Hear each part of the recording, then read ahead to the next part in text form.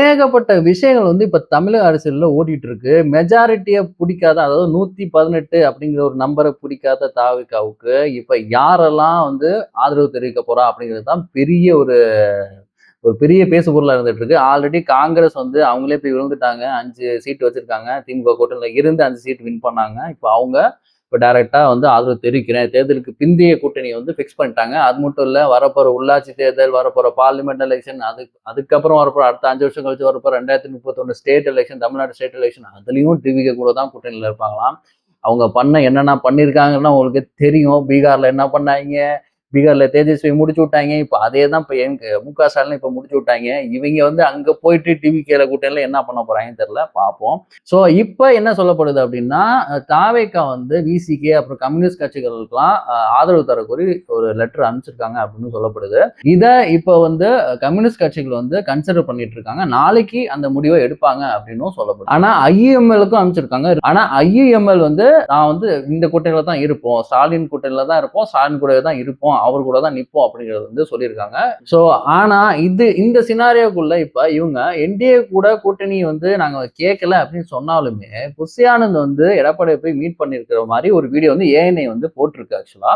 So அதனால வந்து in case Edappadi கிட்டயும் இவங்க வந்து கொக்கி போடுறாங்களா அப்படின்னு வந்து நமக்கு தெரியல. ஒரு ஒரு தகவலா தான் இருக்கு. பட் இருந்தாலும் அதிமுகக்குள்ளே இருக்கிற எஸ்பி வேலுமணி, சி.வி. சண்முகம் அப்படி அந்த அவங்க கேங்ல வந்து ஒரு 13 எம்எல்ஏ இருக்கிறதாவும், அந்த எம்எல்ஏக்கு வந்து டிவிகேக்கு ஆதரவு குடுக்கணும்னு சொல்லிட்டு இருக்கிறதாவும் சொல்லப்படுது. சோ அவங்க வந்து ரொம்ப ஒரு விஜய் சொன்ன மாரி இப்போ ஒரு 11 தோல்வி அடைஞ்ச பழனிசாமி மேல இவங்க வந்து ரொம்ப அதிருப்தியில இருக்கிறதாவும், எத்தனை வருஷம் தான் பவர்ல இல்லாம இருக்கிறது அப்படின்னு ஒரு ஒரு விரக்தியில இருக்கிறதாவும் சொல்லப்படுது.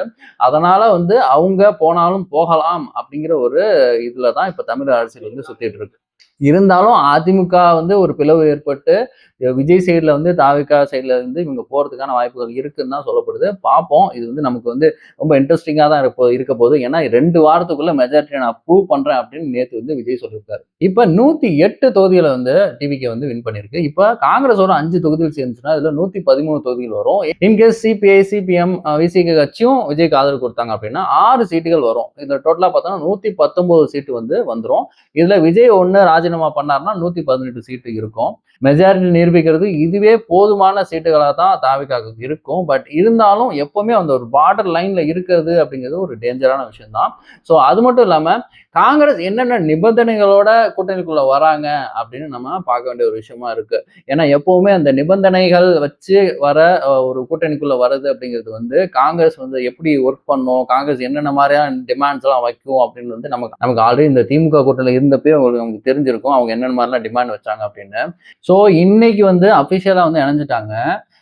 அது மட்டும் இல்லாம வந்து ஆல்ரெடி நம்ம நிபந்தனைகள் பத்தி பேசிட்டு இருந்திருப்போம். இப்போ வந்து அப்டேட் என்ன அப்படின்னா, காங்கிரஸ்க்கு வந்து தாவேகா வந்து கேபினெட்ல ஒரு மினிஸ்டர் போஸ்ட் வந்து கொடுக்குறேன்னு சொல்லியிருக்காங்க. ஸோ காங்கிரஸ் டிவிகே கூட கூட்டணி இருக்கிறது வந்து இது காங்கிரஸுக்கு நல்லதோ இல்லையோ டிவிகேக்கு நல்லது இல்லை தான் அப்படின்னு நாங்க நினைக்கிறோம். ஏன்னா இது வந்து இது ஒரு சேஃபே இல்லாத ஒரு கூட்டணி தான். பட் இருந்தாலும் அதுக்கு மோர் தென் 90% வாய்ப்பு இல்லை தான் இப்போதைக்கு. ஏன்னா அது புதுசா அது புது பொண்டாட்டி மாதிரி அவங்க இப்ப ஜாலியா ஹனிமூன் எல்லாம் இருப்பாங்க. பட் இது போக போக போக போக தான் அது ஒரு 6 மாசமோ இல்ல 1 வருஷமோ இல்ல ஈவன் 5 வருஷம் இருந்தாலும் இருக்கலாம். பட் ஆனா அந்த 1 வருஷம் கழிச்சு தான் எந்த மாதிரி இது ஒர்க் அவுட் ஆகுது அப்படிங்கிறது நமக்கு தெரியும். இப்ப அது மட்டும் இல்லாம விசிகேவும் அது உள்ள வருது, கம்யூனிஸ்ட் கட்சிகளும் உள்ள வருது அப்படின்னா அவங்க என்னென்ன கோரிக்கைகள் நிபந்தனைகள் வைக்க போறாங்கன்னு நமக்கு தெரியல. இப்ப வந்து இவங்க ஆட்சியில் பங்கு, அதிகாரத்தில் பங்கு ஆல்ரெடி விஜய் வேற சொல்லியிருக்காரு. இப்ப வந்து ஆட்சியில் பங்கு, அதிகாரத்தில் பங்கு அப்படிங்கிறது என்னென்ன கேபினெட்லாம் வந்து ஒதுக்க போறாங்க, இவங்களுக்கு என்னென்ன கூட்டணி கட்சிகள் ஒதுக்க போறாங்க அப்படின்லாம் நம்ம பார்க்க வேண்டிய விஷயமா இருக்கு. இதுல என்ன ஒரு இதுன்னா டிவிக்கே தனிச்சு எந்த டிசிஷனும் எடுக்க முடியாது. கத்தி மேல நிக்கிற மாதிரியே தான். எதுவா இருந்தாலும் கூட்டணி கட்சிகள் கிட்டையும் நாம இதை வந்து கேட்க வேண்டியதா இருக்கும். அவங்களோட நிலைப்பாடுகள் என்ன அப்படிங்கிறது அவங்கள்ட்ட இருந்து நாம வந்து ஒப்பீனியன் வாங்கணும். ஸோ டோட்டலா சொல்ல போனோம் அப்படின்னா டிவிக்கே, அதாவது விஜய் தனிச்சு எந்த முடிவுமே எடுக்க முடியாது. அவங்கள சுத்தி இருக்கிற கூட்டணி கட்சிகள், அதாவது அந்த நிபந்தனைகளோட உள்ள வர கூட்டணி கட்சிகளையும் நம்ம வந்து சார்ந்துதான் அங்க இருக்கணும்.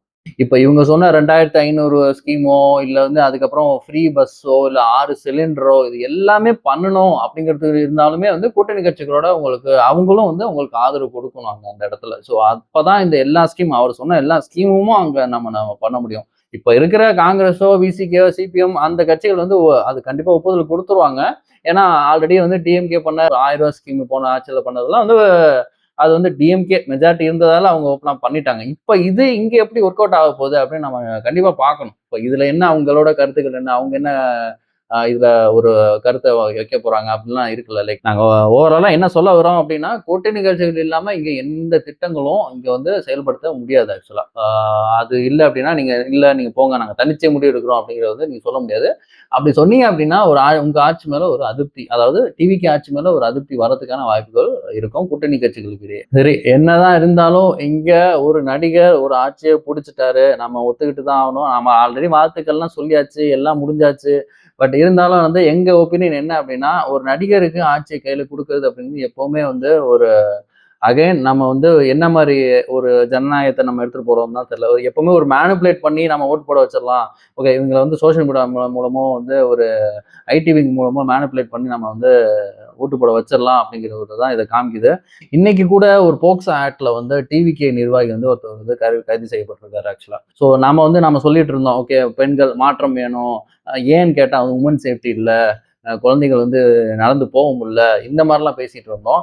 இன்னைக்கு டிவிகே நிர்வாகியே வந்து அந்த போக்சோ ஆக்ட்ல வந்து பிடிபட்டிருக்காரு. ஸோ இது இப்ப நாம என்ன சொல்ல போறோம் அப்படின்னு தெரியல.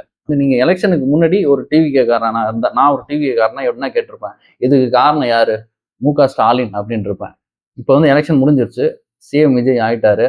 இப்ப இந்த மாதிரி ஒரு விஷயம் நடந்துச்சுன்னா, உங்கள மாதிரி நானும் இப்ப பிஹேவ் பண்ணேன்னு வச்சுக்கங்களேன். நான் என்ன கேட்கிறோம்? இதுக்கு காரணம் விஜய் தான்.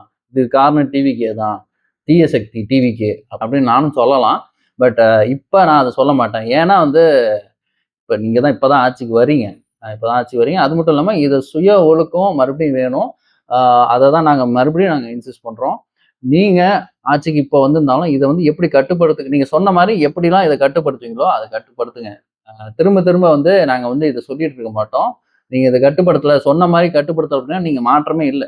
மாற்றம் இல்ல ஃபர்ஸ்ட் ஆஃப் ஆல். பட் இருந்தாலும் நீங்க மாற்றமா இல்லையா அப்படிங்கிறது வந்து நீங்களே ஒரு மக்கள் அறியறதுக்கான ஒரு வாய்ப்ப வந்து நீங்க குடுத்துருக்கீங்க தான் நான் இன்னொரு விஷயம் சோசியல் மீடியால பரவிட்டு இருக்குது என்ன அப்படின்னா, டிவிகேல கிட்டத்தட்ட 26 தலித்துகள் ஈவன் வந்து ஜெனரல் சீட்ஸ்லயும் நின்னு அவங்க ஜெயிச்சதாவும், இது வந்து ஒரு பெரிய ஒரு மாற்றம் அப்படிங்கிறது மாரியும் போயிட்டு இருக்கு ஆக்சுவலா. இதுல வந்து ப்ரூஃப் இல்ல. நீங்க சும்மா மொட்டையா இது போடுறீங்க அப்படின்ட்டு நெறைய பேர் சோசியல் மீடியால கேட்டுட்டு தான் இருக்காங்க. ஆனா எனக்கு தெரிஞ்ச தஞ்சாவூர் தொகுதி, அது ஜெனரல் கேட்டகரி தொகுதி தான் அது.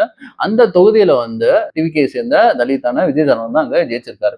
ஸோ மத்த தொகுதிகள்லாம் எனக்கு எப்படின்னு அது தெரியல. ஆனா வந்து 26 நம்பருங்கிறது ஸ்டில் நீங்க வந்து ப்ரூவ் பண்ணி அது அஃபிஷியலா விட்டாங்கன்னா பரவால்ல. ஆனா வந்து இத எப்படி அவங்க பரப்புறாங்கன்னு எனக்கு தெரியல. பட் இருந்தாலும் ஒரு அடையாள அரசியல வந்து நம்ம இங்க எடுக்கிறது வந்து எந்த மாரியான ஒரு ஒரு அணுகுமுறைன்னு எனக்கு தெரியல ஆக்சுவலா. இப்ப இந்த டிவிகே ஜெயிச்சது வந்து ஃபுல்லுமே விஜய்ங்கிற ஒரு ஃபேஸுக்காக தான். இவங்க வந்து தலித் சேர்ந்தவங்க.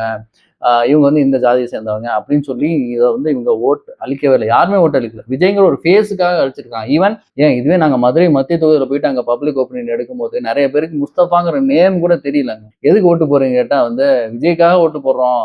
முஸ்தபா யார் இங்க தொகுதி யார் வேட்பாளர்னு கேட்டா தெரியல.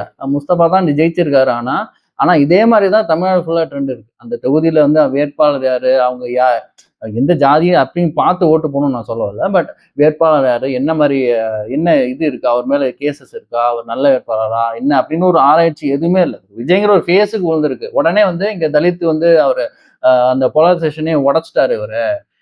அதை உடைச்சு ஒரு பெரிய ஒரு மாற்றத்தை விஜய் கொண்டு வந்துட்டாரு அப்படிங்கிறது வந்து சுத்தமா நாங்க நம்பவே இல்லை. இந்த பர்டிகுலர் விஷயம் வந்து இது வந்து ஐடி விங்கால பரப்புற ஒரு மேனிபுலேஷன் பாலிடிக்ஸ் தான் நான் பாக்குறோம். விஜய் வந்து இதை தெரிஞ்சுதான் பண்ணாரு அப்படிங்கிறதுல வந்து சுத்தமா நாங்க 1% கூட இதை நம்பலாம். ஸோ நெக்ஸ்ட் என்ன பார்த்தோம் அப்படின்னா சில எம்எல்ஏக்களை பத்தி பேசணும்னு நினைச்சேன். லைக் ஏன்டா இவங்க எல்லாம் ஜெயிச்சாங்க அப்படின்னு ஒரு இது இருந்துச்சு ஆக்சுவலா. ஸோ அதை வந்து ஸ்பெஷலா பார்த்தோம் அப்படின்னா Goundampalayam the great astrologer Kanimozhi Santhosh அவங்க கிட்டத்தட்ட பல லட்சம் ஓட்டுகள் வாங்கி அவங்க ஜெயிச்சிருக்காங்க. ஒரு பயங்கரமான ஒரு லீடிங்கும் ஆக்சுவலா. ஸோ அவங்கள பாருங்க, நான் ஆல்ரெடி சொன்ன மாதிரி வேட்பாளர்லாம் அவங்களுக்கு தெரிஞ்சுலாம் ஓட்டு போடல. இவங்க வீடியோலாம் பார்த்தாங்கன்னா இவங்களுக்கு ஓட்டு போடுவாங்களான்னு கூட நமக்கு தெரியல. ஏன்னா அப்படி ஒரு ஒரு என்ன சொல்றது, அப்படி ஒரு ஒரு மடத்தனமான ஒரு ஒரு அறிவு இருக்கிற ஒரு ஆள் தான் கனிமொழி சந்தோஷ் அப்படின்னு நினைக்கிறோம். ஏன்னா கிட்டத்தட்ட நீங்க ஹைட்டா இருக்கீங்களா, குட்டையா இருக்கீங்களா, அழகா இருக்கீங்களா, கருப்பா இருக்கீங்களா, வெள்ளையா இருக்கீங்களா, இது எல்லாமே பிளானட் சொல்லுதான். அதாவது கிரகங்கள் வந்து சொல்லுதான். அதனாலதான் நம்ம இப்படி பிறக்கிறோமா. ஸோ இப்படிலாம் பேசுறவங்க எல்லாமா ஒரு எம்எல்ஏ அப்படின்னு நம்ம பார்க்க வேண்டியது இருக்குல்ல. நாம என்னமோ சொல்றோம்ல, லைக் ஒரு கிரைம் செஞ்சவன், இது வந்து ஒரு அந்த ஏதாவது ஒரு கேசஸ் இருக்கிற ஒரு ஆளை வந்து நம்ம வந்து பார்க்கணும். அவருக்கெல்லாம் நம்ம போடக்கூடாதுன்னு சொல்றோம்ல. அதுக்கு ஈக்குவலான ஒரு விஷயம் தான் வந்து இதுதான் ஒரு மேனிபுலேஷன், ஒரு தப்பான ஒரு விஷயத்த வந்து மக்கள் மனசுல புகுத்துற ஒரு ஒரு ஆள வந்து நம்ம இப்போ ஒரு எம்எல்ஏ ஆக்கி வச்சிருக்கோம். அவங்கலாம் போயிட்டு என்ன மினிஸ்ட்ரி எடுக்க போறாங்கன்னு தெரியல. ஐயோ! அந்த கொடுமையெல்லாம் நம்ம பார்க்கணுமா அப்படின்னு தான் நமக்கு தெரியல. அப்படியே இன்னொரு சைடு நம்ம பார்த்தோம் அப்படின்னா, கோகிலாமணி அதாவது நம்ம ஆல்ரெடி சொல்லியிருப்போம். அவினாஷிய சேர்ந்த வந்து கோகிலாமணி வந்து இங்க தோற்கடிக்கப்பட்டாங்க. அவங்க ஒரு டாக்டரு, அருந்ததி கம்யூனிட்டி சேர்ந்தவங்க. இந்த மாரி ஏகப்பட்ட ஒரு நல்ல கொள்கை தெளிவுள்ள ஒரு ஆளு. ஸோ அவங்கள வந்து நம்ம இங்க வந்து வேற நம்ம வந்து தோற்கடிச்சிருக்கோம் ஆக்சுவலா. ஸோ ஆ ஆ ஆப்வியஸ்லி எனக்கு ஸ்டாலின் அவர்களையும் இங்க நம்ம தோற்கடிச்சிருக்கோம். ஒரு விஜய் வேவ்ல எல்லாரையும் வந்து நம்ம இப்போ தோற்கடிச்சிருக்கோம். பட் அந்த வேவ் அப்படிங்கிறது வந்து நிஜமா என்ன மாரி அரசியல் தமிழ்நாட்டுக்கு குடுக்க போகுது அப்படிங்கிறத பொறுத்து தான் வந்து அந்த வேவ் வந்து அவங்க மக்கள் கொடுத்த வேவ்ங்கிறது ஒரு சரியான தீர்ப்பா என்னன்னு நமக்கு தெரியும். ஏன்னா வந்து இதுல வந்து ஏகப்பட்ட கேள்விகள் வந்து எங்களுக்கு இருக்கு. ஈவன் தோ விஜய் தான் நம்ம சிஎம் அப்படின்னு சொன்னாலுமே வந்து இது வந்து ஒரு சரியான ஒரு ஒரு ஒரு சேஞ்சா அப்படிங்கிறது வந்து எங்களுக்கு இன்னும் கொஸ்டினபிள் தான். டிவிக்கே 108 தொகுதிகள்ல ஜெயிச்சிட்டாலுமே ஒரு 8 மாவட்டத்துல ஒரு தொகுதி கூட ஜெயிக்கலங்க. பட் இருந்தாலும் அந்த 8 மாவட்டத்திலயுமே வந்து ஒரு 2வது பிளேஸ் புடிச்சு, இல்லன்னா 3வது பிளேஸ் புடிச்சாலுமே டெபாசிட்ட இழக்கல. ஒரு கணிசமான ஓட்ட தான் வாங்கியிருக்கு. ஸோ எல்லா இடத்துலயும் வந்து விஜய் வேவ் அப்படிங்கிறது வந்து ஒர்க் அவுட் ஆயிருக்குன்னு தான் நம்ம சொல்லணும். ஒரு விஜயோட ஒரு ஒரு ஸ்ட்ராட்டஜி வந்து இங்க ஒர்க் அவுட் ஆயிருக்கு. விஜய் வேவ்ங்கிறதோட விஜயோட ஸ்ட்ராட்டஜி கடைசி டைம்ல அவர் பண்ணது, அந்த நீங்க போய் குழந்தைகள வந்து இது பண்ணது, அது எல்லாமே இது வந்து ஒர்க் அவுட் ஆயிருக்கு. நெறைய பேர் வந்து அவங்க குழந்தைங்க சந்தோஷமா இருப்பாங்க அப்படிங்கிறதுக்காண்டியே டிவிக்கு ஓட்டு போட்டுருக்காங்கன்னு தான் சொல்லலாம். கண்டிப்பா அதிலேயே ஒரு 5-6% கன்வர்ஷன் ரேட். எனக்கு ஒரே ஒரு கேள்வி தான்.